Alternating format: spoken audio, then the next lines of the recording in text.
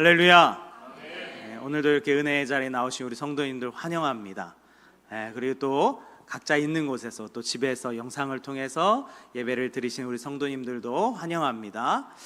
오늘 이 시간 우리가 은혜로 구원받는 줄 믿노라, 은혜로 구원받는 줄 믿노라, 이 말씀을 가지고 우리가 함께 말씀을 나누고자 합니다.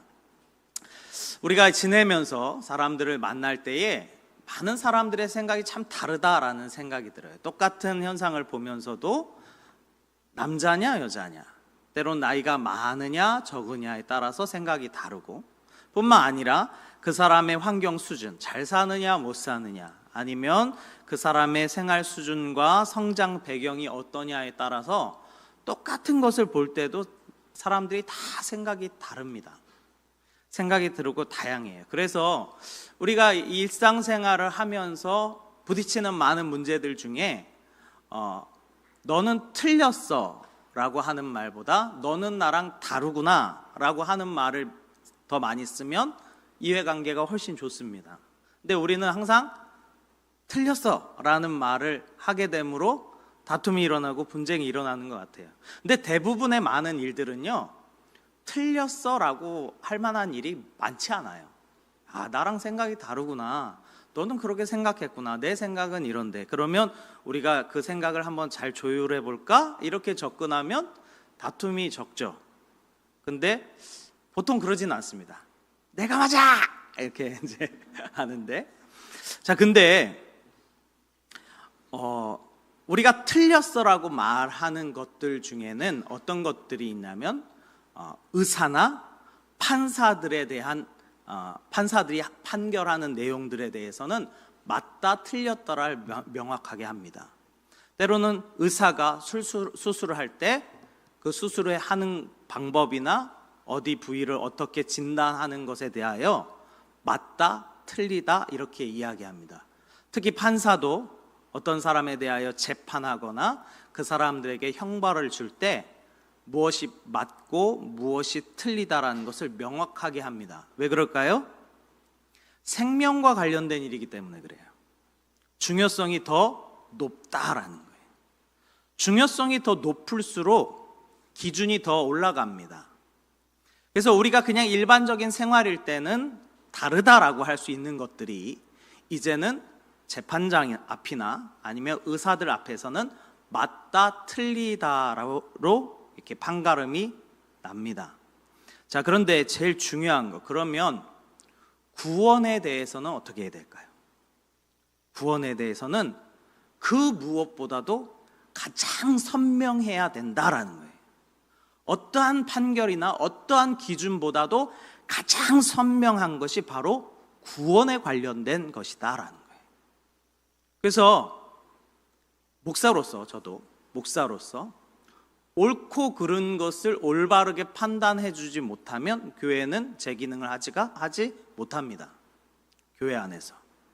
그래서 이 교회 안에 어떤 문제들을 해결해 나가는 것은 상당히 중요합니다. 왜냐하면 구원에 대하여 관련이 있기 때문에 그래요. 구원을 받는 것은 진리이고 결코 변하지 않습니다. 그렇게 믿으십니까? 결코 변하지 않아요. 그러기에 진리인 것이고, 이 진리라는 것은 모든 것의 기준이 되어야 하고 아주 명확해야 됩니다. 그래야 흔들림이 없는 거예요. 만일 우리가 믿는 그 믿음의 기준이 흔들려 버린다면 교회가 아수라장이 됩니다. 오늘 그것에 대한 이야기를 하려고 합니다. 우리 15장 1절을 보니까 이스라엘 백성들이 그때에 이 이방 지역에, 즉 유대인과 이스라엘 백성뿐만 아니라 저 이방 지역에도 복음이 전파된다라는 것을 그들이 깨닫게 됐어요. 하나님께서 이제는 그 손을 펼치사 이방들을 향하여 복음을 전하시구나. 근데 그런 일이 이제 생겼을 때에 어떤 일이 생기냐면, 어떤 사람이 유대로부터 내려와서 형제들을 가르치되, 이렇게 얘기합니다. 그러니까 어떠한 사람들이, 특히 유대인들이 그 이방 지역까지 와서 가르치더라 이 말이에요. 가르치더라. 그러니까 우리가 이 가르친다는 거에 대해서 아주 조심해야 됩니다. 특히 교사로서, 지도자로서, 때로는 장로, 목사로서 무언가를 가르친다고 할 때 상당히 신중하고 명확해야 됩니다. 오늘도 이 유대인들이 내려와서 형제들을 가르칩니다. 교회 안에 어떤 성도들은, 어떤 교인들은 잘못된 가르침을 더 좋아하곤 합니다. 뭔가 나를 성공하게 만들어줄, 때로는 내 입맛에 맞을 만한 그러한 말씀, 내 귀에 달콤하고 나한테 잘한다 잘한다 칭찬해주는 그런 말씀을 듣기를 좋아합니다. 그래서 제가 이제 전에 사역했던 그 목사님은 세종시에서 사역했는데, 그 세종시에 그 어떤 한 목사님이 당첨될지어다 이렇게 기도를 하셨다는 거예요. 그 세종시에 그 막 개발하잖아요. 그렇게 막 하셨다는 거예요. 네, 죄송합니다. 자, 그런데 가끔 저는요, 청년들한테도 그런 이야기를 예전에 들었는데, 목사님, 왜 담배 피면 안 돼요? 라고 물어보는 거예요. 담배는 성경에 없던데요? 이제 저한테 그러고, 목사님, 왜 술 먹으면 안 돼요? 또 어떤 성도는 와서, 목사님, 11조를 꼭 해야 되나요? 라고 물어보기도 합니다. 근데 그들이 답을 모를까요? 알아요. 안다고요. 근데 왜 물어봐요, 목사한테? 목사님 입으로 괜찮아라는 얘기를 듣고 싶은 거예요. 그럴 수 있어라는 이야기를 듣고 싶은 거예요. 그래서 절대 그런 얘기 안 합니다. 하지만 보세요. 뭐 술 먹고 담배 피고 뭐 헌금에 관한 부분은 어떤 도덕적이나 어떤 윤리적인 측면이 더 강하기 때문에 이것을 우리가 대적하여서 싸우거나 그럴 필요는 없습니다. 그리고 저 오늘 전도 나갈 때도 담배 피시는 분들한테 예수 믿으세요, 예수 믿으세요 막 했어요. 왜요? 담배 피시는 분들도 예수 믿어야죠. 술 드시는 분들도 예수 믿어야죠. 저희 아버지가 아직 예수를 안 믿으시는데, 예전에 아버지한테 교회 가자고 예수님 믿자 그러면, 아들아, 아직 내가 술을 덜 끊어서 갈 수가 없구나, 이제 그런 얘기를 하셨어요. 그거랑 상관없이 예수를 믿어야죠. 할렐루야. 네, 그게 더 중요한 거예요.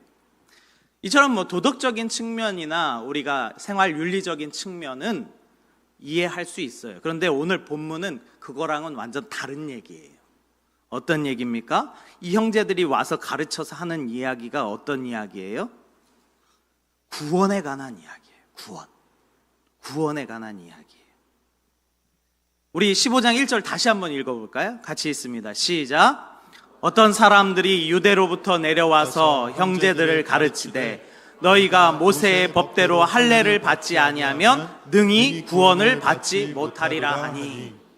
그들이 와서 가르치는데 무엇에 대해서 가르치냐면 구원에 대해서 가르쳐요. 근데 이 구원은요, 사람이 그 영혼이 사나 죽느냐 이 문제거든요. 근데 이것에 대하여 교회가 명확하게 답을 주지 않으면 안 되는 시기였다 이 말이에요. 안 되는 시기였어요. 그래서 자꾸 교회 안에 다른 복음이 돌아다니는 것을 보고 사도 바울이 교회들마다 경고를 합니다. 그래서 갈라디아서 1장 6절에서 7절을 보면 이렇게 이야기합니다. 그리스도의 은혜로 너희를 부르신 이를 이같이 속히 떠나 다른 복음을 따르는 것을 내가 이상히 여기노라. 다른 복음은 없나니 다만 어떤 사람들이 너희를 교란하여 그리스도의 복음을 변하게 하려 함이라. 그러나 우리나 혹은 하늘로부터 온 천사라도 우리가 너희에게 전한 복음 외에 다른 복음을 전하면 저주를 받을지어다. 교회 안에 사도들이 전하지 않은 다른 복음들이 돌더라 이 말이에요. 근데 이 다른 복음이 어디서부터 지금 왔다 그러 얘기하는 거예요? 유대로부터 온 사람들이 가르쳤어요. 다른 복음을. 그래서 그거에 대해서 경계합니다. 방금처럼 갈라디아 교회뿐만 아니라 고린도 교회도 동일한 이야기를 합니다. 고린도후서 11장 4절에 보니까 만일 누가 가서 우리가 전파하지 아니한 다른 예수를 전파하거나 혹은 너희가 받지 아니한 다른 영을 받게 하거나 혹은 너희가 받지 아니한 다른 복음을 받게 할 때 너희가 잘 용납하는구나. 왜 복음이 아닌 것, 왜 예수가 아닌 것, 왜 참 영의 진리가 아닌 것을 전할 때 너희가 그것을 왜 그렇게 잘 받느냐, 이렇게 되묻는 거예요. 그러니까 그만큼 초대교회의 이 문제에 대해서 혼란스럽고 이것을 확실하게 정리할 필요가 있었다라는 거예요. 즉 구약에서 신약으로 넘어가면서 그 과도기 있기 때문에 이 신앙에 대해서, 믿음에 대해서, 구원에 대해서 아주 명확하게 답을 줘야 될 시기가 바로 이때였다라는 거예요.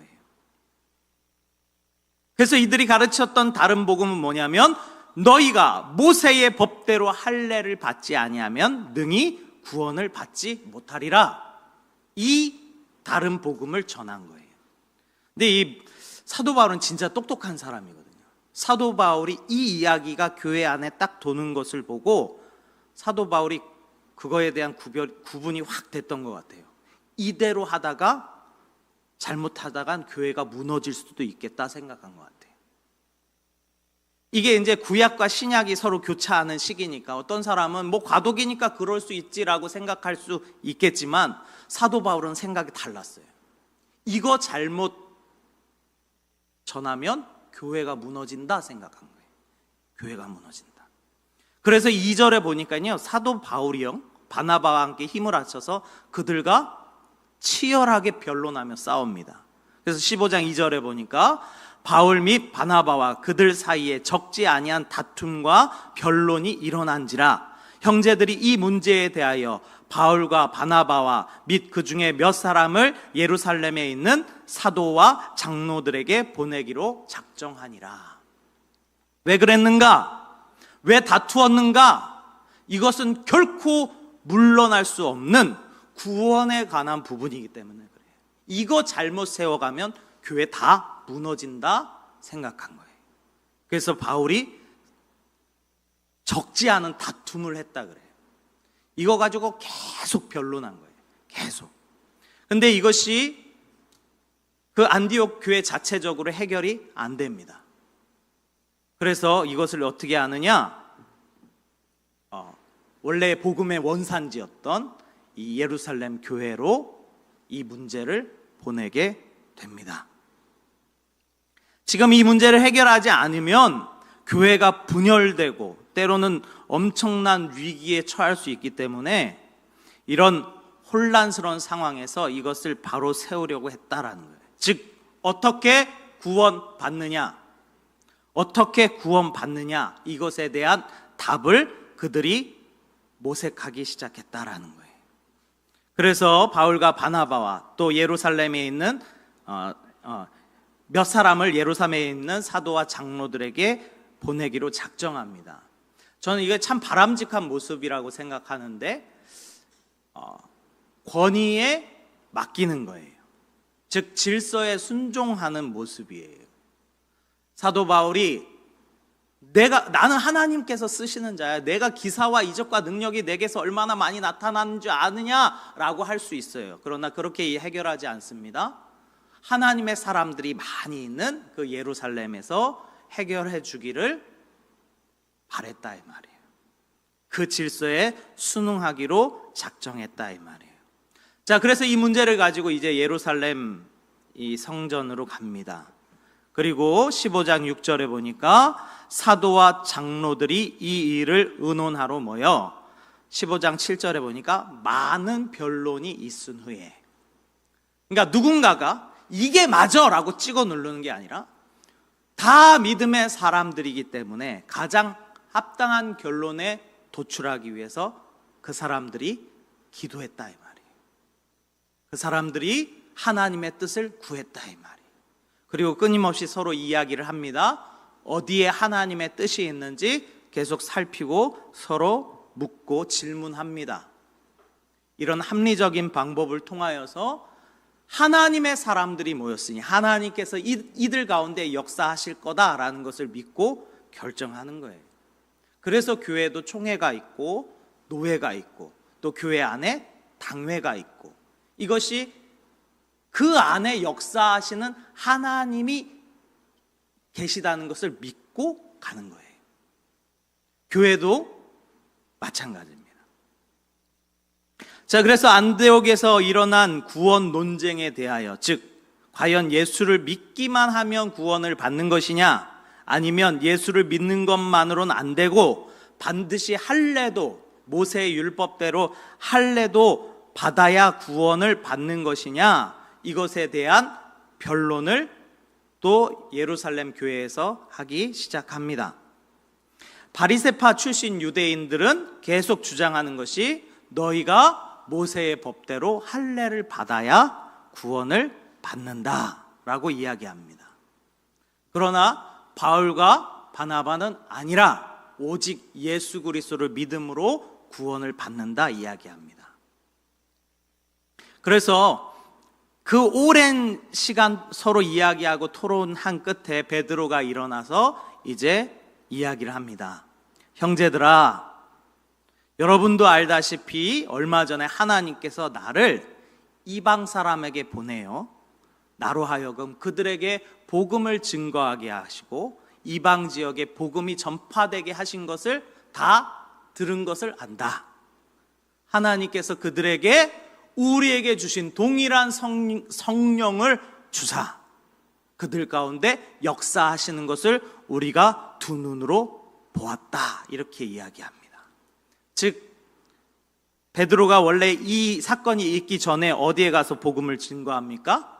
백부장 고넬료 가정에 가서 복음을 전할 때 그들에게 성령이 임하는 것을 체험하게 하셔요. 그러니까 베드로에게 아마 이런 체험이 없었으면 이런 결론을 도출하지 못했을 거예요. 그러니까 하나님의 섭리가 아주 오묘하고 하나님의 섭리가 그 안에 다 들어있는 거예요.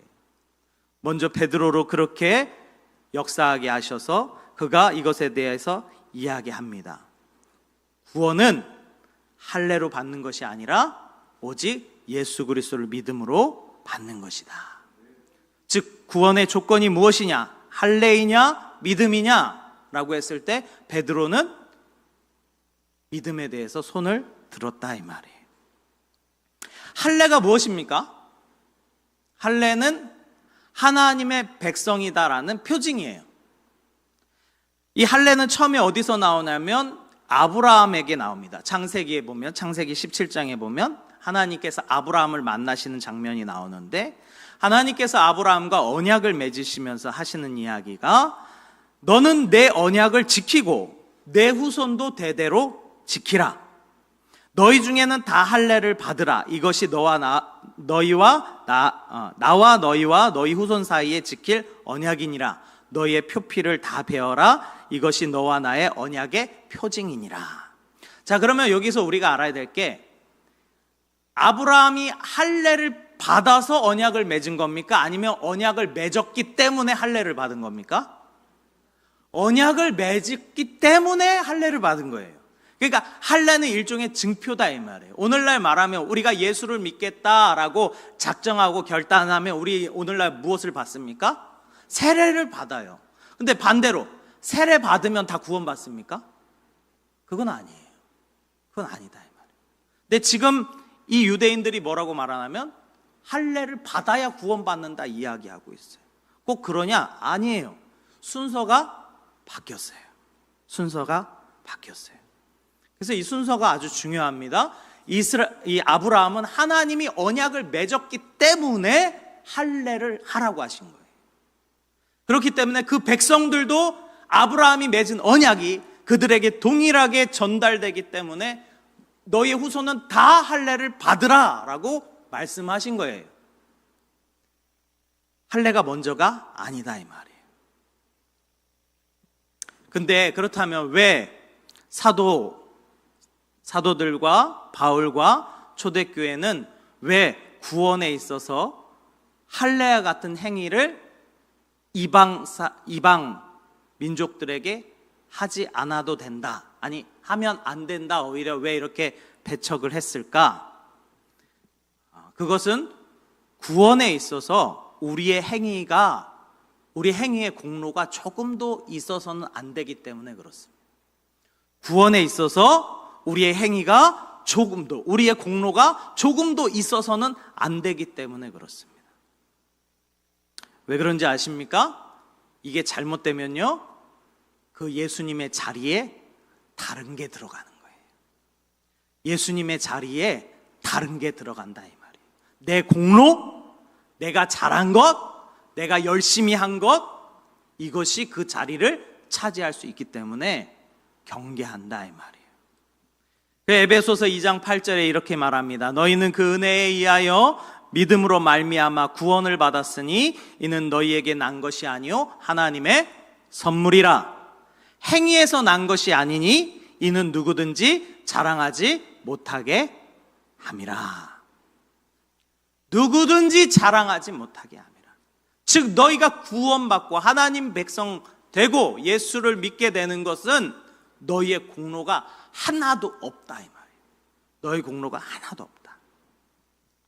사실 이거는요, 실제적으로 지금까지도 상당히 서로 대립하고 있는 이야기 중에 하나입니다. 할례냐 믿음이냐, 오늘날로 말하면 율법이냐 복음이냐, 행위냐 믿음이냐, 이거의 싸움이에요.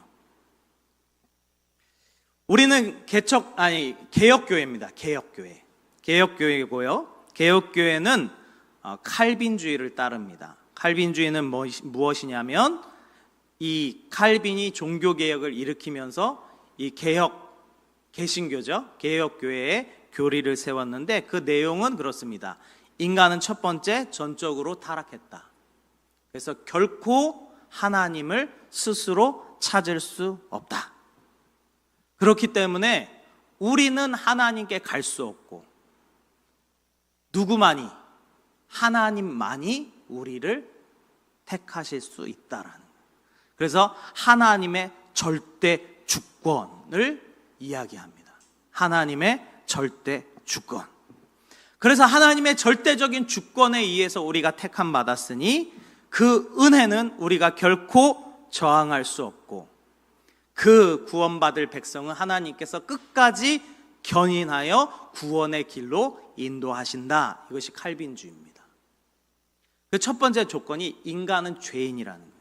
그래서 결코 인간 스스로는 어떠한 구원을 받을 만한 어떠한 공로나 행위나 심지어 하나님을 알 수 있는 어떠한 요만큼의 것도 찾을 수 없다. 이것이 전제 조건이에요. 근데 이거랑 대적해서 어떠한 교리가 세워졌냐면 알미니안주의라는 것이 세워졌습니다. 이 알미니안주의는 알미니우스라는 네덜란드 신학 교수가 세운 교리인데 그의 주장은 뭐냐면 하나님은 우리에게 자유의지를 주셨기에 구원에 관하여 인간이 선택할 수 있다, 이렇게 이야기해요. 그래서 하나님께서 손을 내미셨을 때, 구원의 손을 내미셨을 때 인간이 잡지 않으면 구원 못 받는다.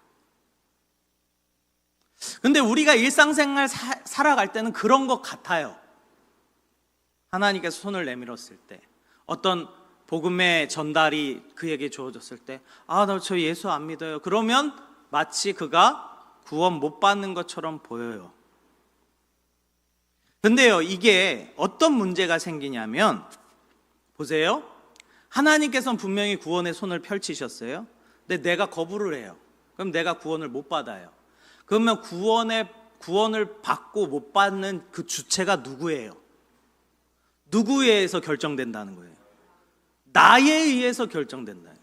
구원이 이 타락한 인간, 죄 많은 인간, 결코 구원받을 수 없는 이 인간이 자신의 선택에 의해서 내가 구원할 수 있고 없고가 결정된다는 거예요. 이것이 단순히 할례 그 문제로부터 시작된 거예요. 할례 문제. 인간의 공로로, 인간의 선택으로, 어떻게 인간의 노력으로 구원받을 수 있느냐 없느냐, 이거를 따진다 이 말이에요. 그래서 사실은요, 열심도를 따지면 너 그러다 구원 못 받아? 그러면 겁이 나서라도 더 열심히 하게 되죠. 그래서 사실 교회 안에서도 그런 얘기 많이 합니다. 야, 그렇게 하다 구원 받을 수 있겠어? 뭐 그런 얘기를 하죠. 근데 사실은 철저하게 성경적으로는 구원의 주체는 우리가 아니다 이 말이에요. 구원의 주체는 결코 우리가 될 수 없는 줄 믿습니다. 그래서 지금 이 현재에 있는 가장 대표적인 알미니안주의가 뭘까요? 우리 가운데 있는 가장 대표적인 알미니안주의, 그 바로 천주교입니다. 천주교는 아주 대표적인 알미니안주의예요. 그래서 이 천주교에서는 무엇을 강조합니까? 선행. 때로는 고해성사를 하고 고행을 합니다. 너 이거 해야 죄 사함 받아. 심지어 우리가 역사적으로도 알 수 있죠. 너무나도 어처구니 없는 일이 있었는데 면죄부를 팔았어요. 너희 부모가 죽으면 지옥도 아니고 천국도 아닌 연옥이라는 곳에 가는데 너가 그 부모를 위하여 저 헌금함에 돈을 넣고 그 동전이 땡그랑 떨어지는 소리가 들리는 순간 너의 부모는 천국 갈 거다. 이게 되게 어이없는 것 같잖아요. 근데 그때는 그게 통한 거예요. 다 어떤 이런 인간의 공로나 노력으로 할 수 있다라고 가르쳤기 때문에. 이것이 아주 극단적으로 가면 어떤 일까지 벌어지는지 아십니까? 예수가 없어도 선행하면 천국 갈 수 있다. 이렇게 바뀌는 거예요. 그래서 제가 전에 이제 그 전도 나가면서 어느 슈퍼에 들어갔는데 그 슈퍼 사장님이 천주교 신자였어요. 천주교 아주 골수분자더라고요. 그러니까 얘기를 막 하는데 막 얘기를 하다 보니까 예수님 믿어야 된다고 막 하니까 난 그래도 착하게 살아서 괜찮다고. 착하게 살. 아니 예수의 이름을 믿어야 천국 간다고. 아니 내가 이 땅에서 이렇게 선하고 착하게 사는데 하나님이 설마 나를 지옥 보내려고? 그렇게 얘기해요. 그러니까 그 말 안에는 뭐가 들어있냐면요, 예수 없어도 착하게 살면 천국 갈 수 있다. 이게 알미니안주의, 즉 인간의 선택에 의해서 구원을 받을 수 있다라고 이야기하는 것의 끝이에요. 그래서 천주교는요, 다른 종교와 화합이 가능합니다. 천주교, 불교, 뭐 다른 종교 막 이렇게 붙여놓고 막 종교 화합대 막 이런 거 열잖아요. 가능해요. 왜요? 꼭 예수가 아니어도 되거든요. 그냥 선하게 살면 되고 부처도 예수였다. 불교에서는 저 예수도 부처였다. 화합이 가능합니다. 왜요? 진리가 아니기 때문에. 진리가 아니기 때문에. 결국 이 할례의 문제는요, 지금 이 표면적으로 볼 때는 단순히 할례의 문제인 것 같지만 결국은 예수님의 십자가 사건을 아무것도 아닌 것으로 만들 수 있는 것이 된다라는 거예요. 왜요? 할례 받으면 구원 받으니까. 계속 그런 가르침을 배우다 보면 다시 유대교로 돌아가는 거예요. 예수 없어도 할례 받으면 구원 받을 수 있다. 이렇게 가는 거예요. 이것에 대해서 15장 10절인데요. 우리 같이 한번 읽어볼까요? 같이 있습니다. 시작. 그런데 지금 너희가 어찌하여 하나님을 시험하여 우리 조상과 우리도 능히 매지 못했던 멍에를 제자들의 목에 두려느냐. 어찌 너희가 우리도 하지 못했던 것을, 결코 우리가 할 수 없는 그것을, 왜 구원의 그 문제를 율법으로 구원받을 수 있다라는 그 말도 안 되는 것을 제자들의 목에 두려느냐. 저는 이게 참 감동적이었던 게 그 이방인들, 그리스도를 믿는 사람들을 뭐라고 칭하냐면 제자라고 칭합니다. 제자. 그렇지 않습니까? 제자라고 칭합니다. 베드로가 왜 저 제자들에게 우리도 하지 못했던 그 멍에를 뒤집어 씌우느냐 이렇게 얘기합니다. 그러면서 11절에 이렇게 얘기합니다. 그러나 우리는 그들이 우리와 동일하게 주 예수의 은혜로 구원받는 줄을 믿노라. 아멘. 주 예수의 은혜로 구원받는 줄을 믿노라. 아멘. 오직 예수 그리스도만으로 구원받는 줄 믿습니다. 어떤 다른 조건도 필요하지 않다 이 말이에요. 어떤 다른 조건도. 제가 이제 지난주에 전도 폭발 훈련을 받고 왔습니다. 그 전도 폭발 훈련의 내용이 지금 오늘 한 본문 내용이에요. 당신은 죄인입니다. 당신은 스스로 자신을 구원할 수 없습니다. 그래서 영생을 선물로 주셔야만 합니다. 그러면서 이 결신의 마지막 끝부분에 이런 내용이 있습니다. 이제 다 그 복음에 대해서 설명을 하고 마지막 그 사람에게 이렇게 얘기하는 거예요. 지금 이 시간 온 우주 만물을 창조하신 하나님께서 선생님에게 사랑하는 아들아, 때로는 사랑하는 딸아, 내가 너에게 이 영생을 선물로 주려고 하는데 받겠느냐? 결신의 내용이에요. 받겠느냐라고 물어봐요. 근데 전 참 놀라웠던 것은 저희가 나가서 복음 전도하고 다 들어와 가지고 그거에 대해서 발표하거든요. 생각보다 많은 사람들이 울면서 받겠다 그래. 받겠습니다. 이 영생을 내가 선물로 받겠습니다. 이렇게 얘기해요. 전 그러면서 그때 정말 깨달았던 게 그거예요. 우리가 줄 것은 영생인데 왜 나는 엄한 것만 주고 있었나? 그런 생각이 들었어요. 우리가 이제 전도지 들고 휴지 들고 나가잖아요. 엄청 잘 받습니다. 심지어 제가 이렇게 오늘도 가서 이렇게 전화가 오는데 뒤에서 누가 따라오시더니 어머 저도 주시면 안 돼요? 그래서 예수 믿으세요? 교회 다니세요? 그랬더니 저 다니는데 안 다니는 친구 있어요. 한 개 더 주실래요? 2개나 받아가시더라고요. 근데 그때도 그런 생각이었어요. 내가 줄 건 이게 아닌데 하나님이 주시겠다는 그 영생을 줘야 되는데, 영생은 하나님께서 값없이 주신, 우리에게 값없이 주신 선물인 줄 믿습니다. 우리에게 값없이 주신 선물인 줄 믿습니다. 오늘 성도님들에게도 동일하게 묻고 싶어요. 하나님께서 이 영생을 여러분에게 주신다고, 선물로 주신다는데 받으시겠습니까? 이 아멘 소리가 이렇게 작으면 어떡합니까? 하나님께서 이 대단한 영생을 나의 어떤 아무런 공로 없이 그냥 단순히 나를 사랑하셔서 주시겠다는데 받으시겠습니까? 아멘, 아멘, 아멘. 우리가 받아야 될 것은 이거다 이 말이에요. 이거다 이 말이에요. 저는 거기서 전도 현장에서 또 대단한 사건을 봤습니다. 어떤 분은요, 복음까지 다 들어요. 그리고 나서 이 얘기를 합니다. 창조주 하나님께서 당신에게 사랑하는 내 아들아, 사랑하는 내 딸아, 내가 이 영생의 선물을 너에게 주려는데 받겠느냐? 그러니까 대답을 안 해요. 그러니까 이제 옆에 같이 훈련을 맡으신 분께서 몇 번 더 강하게 이야기합니다. 받으시겠습니까? 결신시켜야 되니까. 받으시겠습니까? 마지못해서 네 이렇게 했어요. 그랬더니 그러면 하나님께서 우리의 기도를 들어주실 거예요. 자, 따라해 보세요. 하나님 아버지, 딱 했더니 저 못하겠어요. 그러는 거예요. 저 못하겠어요. 여러분, 복음을 받는 게 쉬운 줄 아십니까? 아무나 못 받아요. 아무나 못 받아요.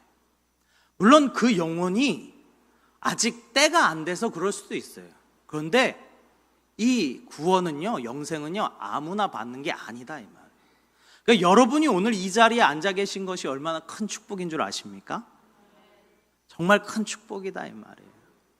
값없이 주신 하나님의 선물인 줄 믿습니다. 네, 아무나 못 받는 거예요. 그래서 이렇게 말합니다. 성령이 아니고서는 누구든지 예수를 주라 할 수 없느니라. 아멘. 어쩌면 하나님께서는, 예수님께서는 구원이라는 그 영생이라는 선물을 가득 들고 이 땅 가운데 오신 거예요. 내가 너희를 위하여 이 영생을 주겠는데 받겠느냐? 받겠느냐? 예수님께서 그렇게 손을 펼치시면서 받겠냐고. 아무도 안 받는 거예요. 아무도 안 받는 거예요. 예수님께서 심지어 비유까지 얘기하십니다. 한 왕이 잔치를 베풀었는데 초대하니까 안 오더라. 마땅히 와야 될 자들이 초대했는데 안 오더라. 그러니까 너희는 저 들로 산으로 나가서 강권하여 그들을 데리고 이곳을 채우라 말씀하시잖아요. 받아야 할 자들이 안 받는 거예요. 오늘 이 자리에도 혹시 이 구원이 내 손에 달려있다고 생각하십니까? 내가 구원을 받으려고 때로는 열심히 하십니까? 아니요. 우리가 구원을 받았기 때문에 열심히 하는 거예요. 할렐루야. 나는 구원받은 백성이기에 섬김고, 나는 하나님께서 이미 택하셔서 구원받을 백성으로 불러주셨으니까 헌신하고 수고하고 노력한다 이 말이에요. 근데 이게 거꾸로 되면 어떻게 됩니까? 내가 이렇게까지 했는데, 내가 교회를 위하여, 목사님, 내가 목사님을 위해서 얼마나 많이 기도했는지 알아요? 온통 다 자기 공로예요. 그것이 마치 자기를 구원할 양. 아니다 이 말이에요. 오늘도 우리가 이 순서를 잘 깨닫길 바랍니다. 우리에게 이미 영생을 주신 줄 믿습니다. 이것은 너희에게 난 것이 아니요 하나님의 선물이라. 행위로 말미암지 않고 오직 하나님께서 주신 은혜로 말미암아 우리가 구원받은 줄 믿습니다. 그러기에 결코 우리에게는 자랑할 것이 없는 줄 믿습니다. 오늘도 이 마음을 가지시고, 야, 하나님께서 내게 영생을 주셨구나 라는 소망을 가지시면서 구원의 확신을, 또 영생의 기쁨을 날마다 누리시면서 살아가시는 우리 성도님들 되시기를 주님의 이름으로 축원합니다.